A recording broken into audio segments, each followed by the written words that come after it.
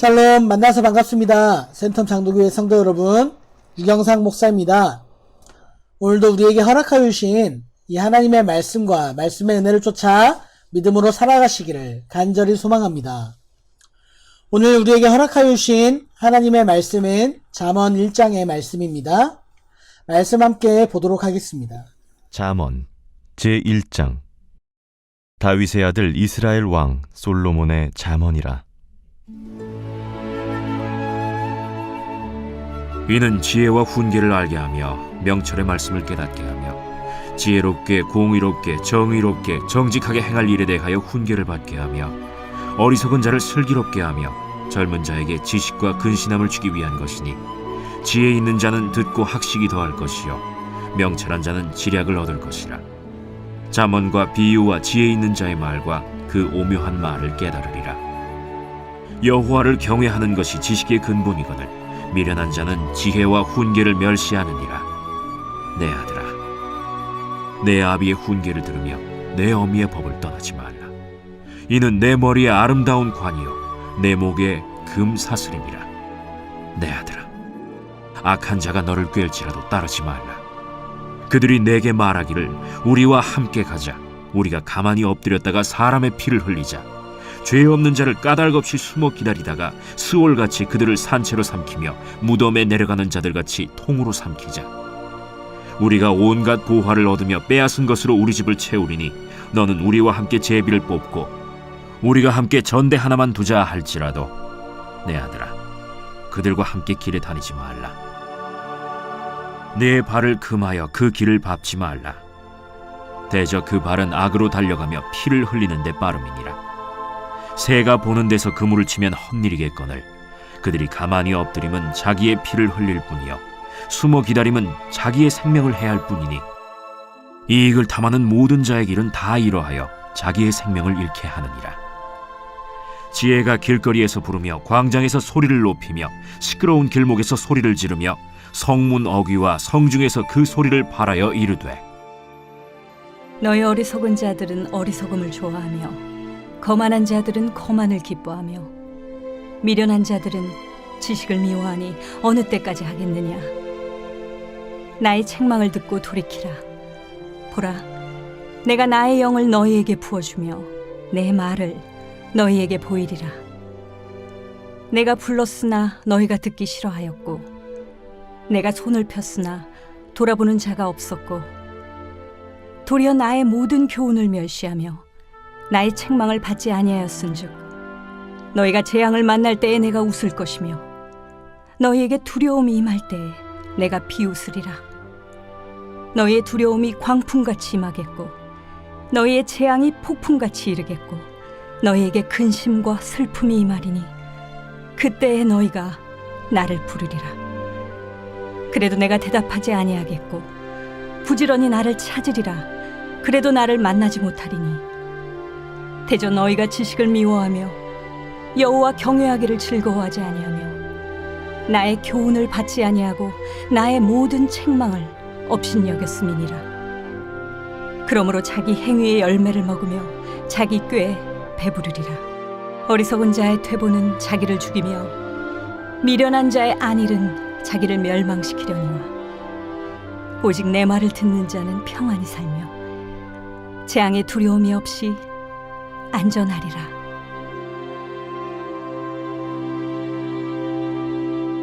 아멘.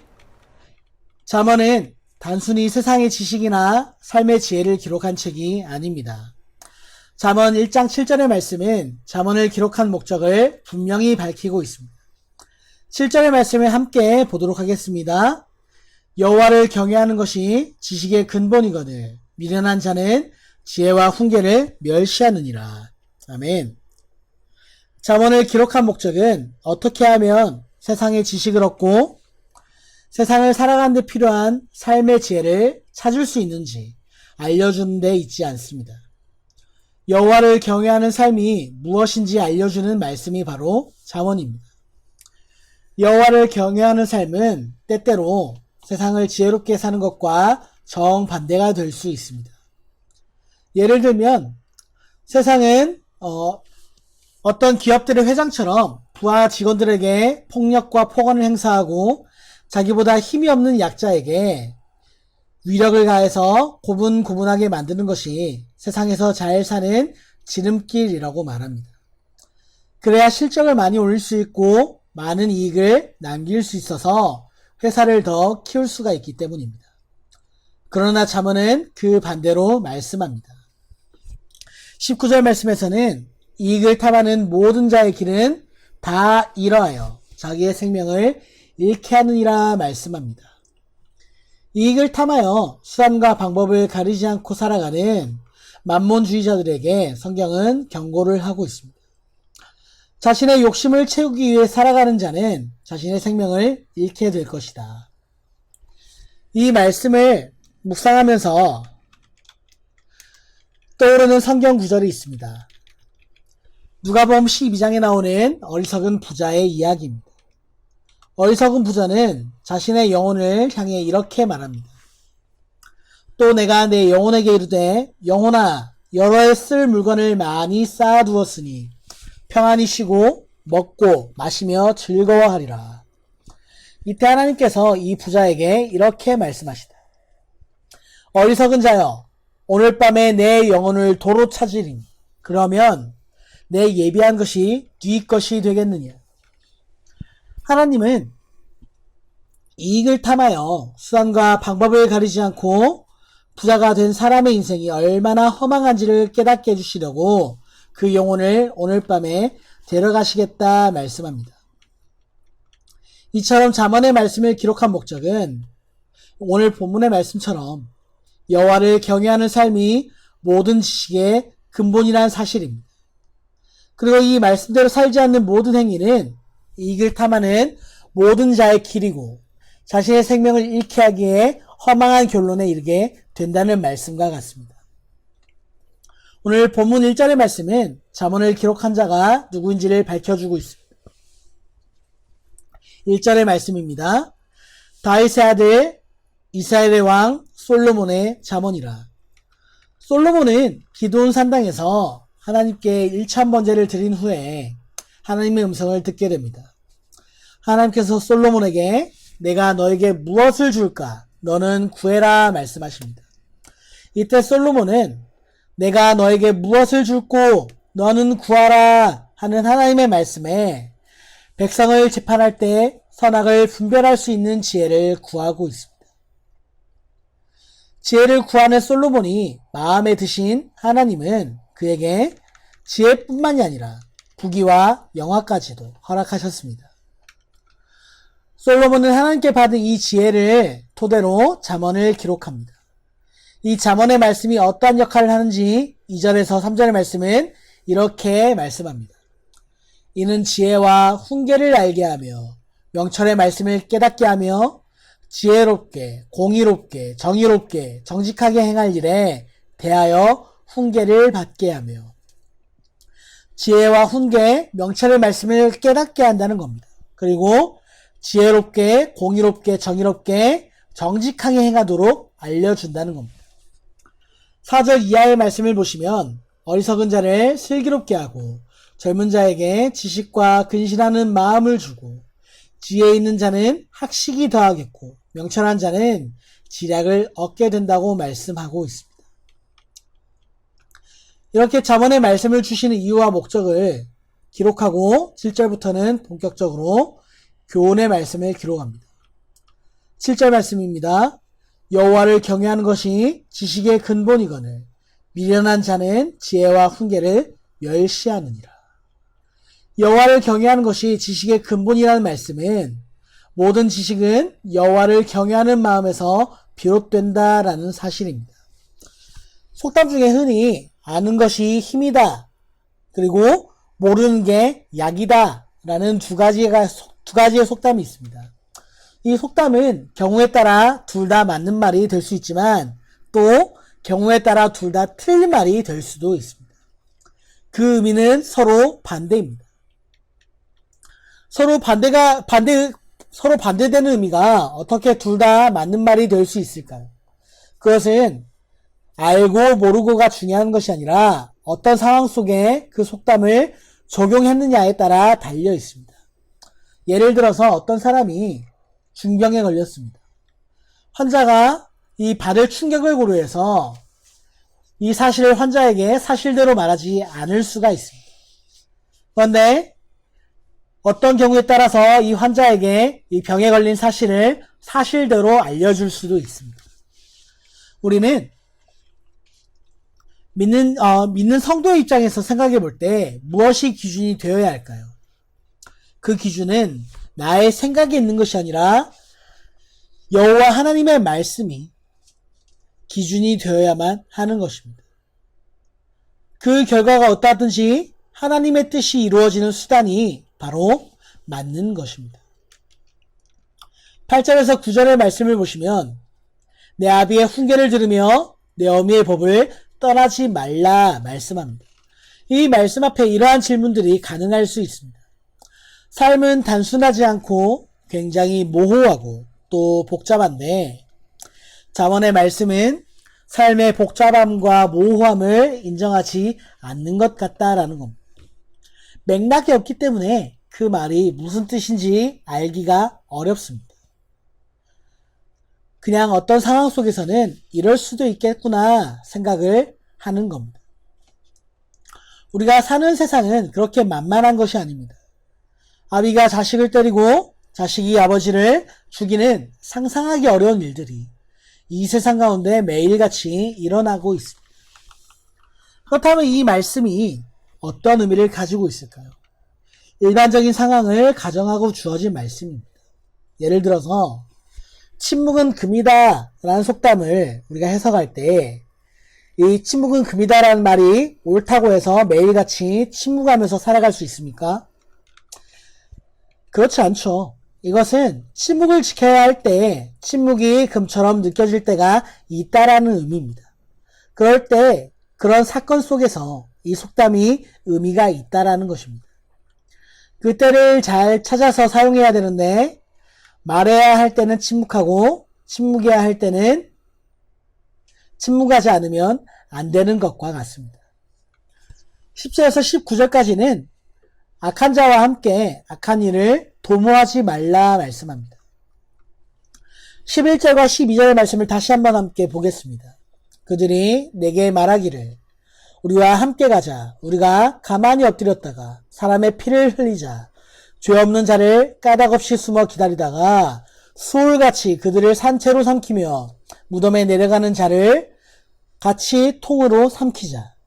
이 말씀은 우발적인 범죄가 아니라 계획적인 범죄를 저지르자는 악한 자의 말에 넘어가지 말라는 경고의 말씀입니다. 우발적인 범죄와 계획적인 범죄는 완전히 다른 것입니다. 이와 같이 계획적인 범죄를 저지르자는 악한 자의 꾀임에 넘어가는 행동을 성경은 이렇게 말씀합니다. 18절과 19절 말씀입니다. 그들이 가만히 엎드리면 자기의 피를 흘릴 뿐이요 숨어 기다림은 자기의 생명을 해할 뿐이니 이익을 탐하는 모든 자의 길은 다 이러하여 자기의 생명을 잃게 하느니라. 범죄는 필연적으로 그 범죄를 저지른 범죄자를 멸망으로 이끕니다. 악한 행동으로 잠시 이득을 볼 수 있을지 모르지만 결국 작은 것을 탐하다가 모든 것을 잃어버리게 만든다라는 겁니다. 오늘 잠언은 누가 과연 지혜로운 사람인가 말씀합니다. 누가 지혜롭습니까? 지혜로운 사람은 여호와 하나님을 경외하는 사람입니다. 아무리 많은 지혜와 지식을 가지고 있을지라도 그 지식의 근본이 여호와를 경외하는 것이 아니라면 이것은 오히려 자신을 멸망시키는, 자신을 죽음으로 이끄는 죽음의 길이 될 수가 있습니다. 반대로 어리석은 사람은 여호와를 경외하는 자가 아니라 자신을 믿는 사람입니다. 그들은 반드시 자신의 생명을 잃게 될 것입니다. 우리는 날마다 하나님을 믿음으로 고백하며 살아가야만 합니다. 우리의 삶과 생명의 공급자가 하나님이심을 믿고 살아가야 합니다. 그러한 삶을 살아가는 인생이야말로 여호와를 경외하는 인생입니다.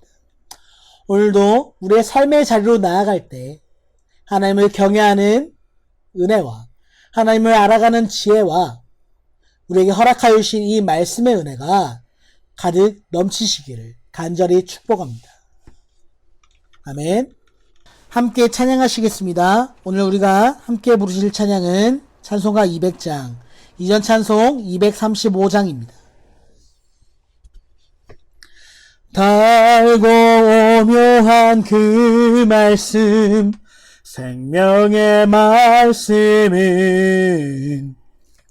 귀한 그 말씀 진실로 생명의 말씀이 나의 길과 믿음 밝히 보여주니 아름답고 귀한 말씀 생명샘이로다. 아름답고 귀한 말씀 생명샘이로다. 귀한 주님의 말씀은 내 노래 되도다. 모든 사람을 살리는 생명의 말씀을 값도 없이 받아 생명 길을 가니 아름답고 귀한 말씀 생명샘이로다. 아름답고 귀한 말씀 생명샘이로다. 널리 울리어 퍼지는 생명의 말씀은 마음의 용서와 평안을 골고루 주나니 다만 예수 말씀 듣고 복을 받네. 아름답고 귀한 말씀 생명샘이로다. 아름답고 귀한 말씀 생명샘이로다.